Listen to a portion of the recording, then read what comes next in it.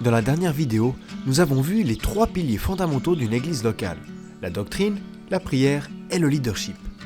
Mais que se passe-t-il quand les choses tournent mal? Quand ton église locale est en désordre? Comment devrais-je personnellement vivre les choses? En théorie au moins, tout va bien. Mais Paul sait qu'à la fin des jours, certains s'éloigneront de la foi parce qu'ils écouteront des esprits trompeurs et des doctrines de démons.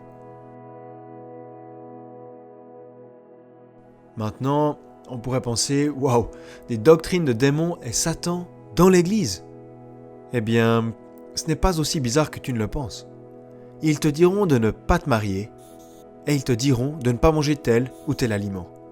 Ça semble familier, non?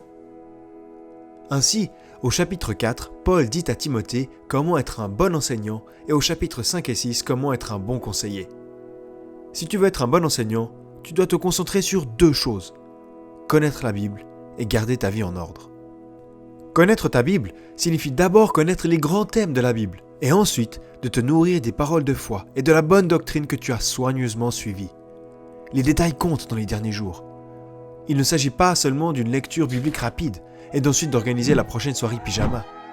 C'est exactement de cette manière que Timothée ruinerait une église locale et ferait partir les jeunes gens dès que les lumières s'éteindraient et ils partiraient dans le Disneyland chrétien. Timothée ne devrait pas se soucier des trucs pseudo-chrétiens et des histoires extra-bibliques. Au lieu de faire du crossfit toute la journée, il devrait s'entraîner à la piété. Aimer Dieu plutôt que la convoitise sexuelle, l'argent ou soi-même. Il devrait aussi éviter d'être trop enfantin dans son comportement ou son raisonnement, pour que les gens n'aient pas de raison de le rejeter à cause de sa jeunesse. Donc, un comportement sous la crainte de Dieu est la parole au centre. Parce qu'en faisant cela, Timothée se sauvera lui-même et ceux qui l'entendent. Ce serait alors son fondement pour avoir une vision claire des questions pastorales relatives aux différents groupes qui sont dans l'Église. Les personnes âgées et les plus jeunes, les veuves, et il y en avait beaucoup parce qu'une Église bienveillante est un excellent système d'assurance pour les femmes âgées qui n'ont pas de revenus. Viennent ensuite les anciens. Ils sont l'épine dorsale de toute Église locale et devraient recevoir un double honneur, l'argent et la protection. L'argent pour qu'ils ne cessent pas de travailler et qu'ils ne s'en mêlent pas dans les affaires du monde, et la protection pour que personne ne les calomnie et ne ruine leur réputation. Le chapitre 6 s'adresse au monde professionnel. Aujourd'hui, on appellerait les esclaves des employés. Les employés doivent respecter leur maître, qu'ils soient chrétiens ou non. Paul parle ensuite de la force destructrice d'une église locale, l'argent. Il exhorte Timothée à rester personnellement loin de l'amour de l'argent et à surveiller les gens riches, afin qu'ils n'en abusent pas ou qu'ils ne mettent pas leur confiance dans l'argent. Donc, dans l'ensemble, si tu veux vivre dans une église locale saine, garde à l'esprit la doctrine, la prière et le leadership. Et individuellement, donne-toi à la lecture de la Bible et à une vie marquée par la crainte du Seigneur. Ma question est la suivante. Es-tu un Timothée?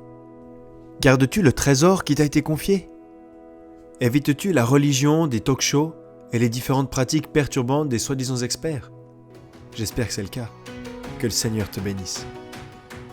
Merci beaucoup d'avoir regardé la vidéo jusqu'au bout. Vérifie brièvement s'il n'y a pas déjà un support à imprimer pour étudier l'épître individuellement ou en groupe au bas de la description. Un grand merci à ceux qui ont financé cette vidéo pour que vous puissiez la regarder gratuitement. Si tu veux rejoindre le projet, consulte notre site www.crosspaint.tv. Merci en avance et on dit à la prochaine vidéo.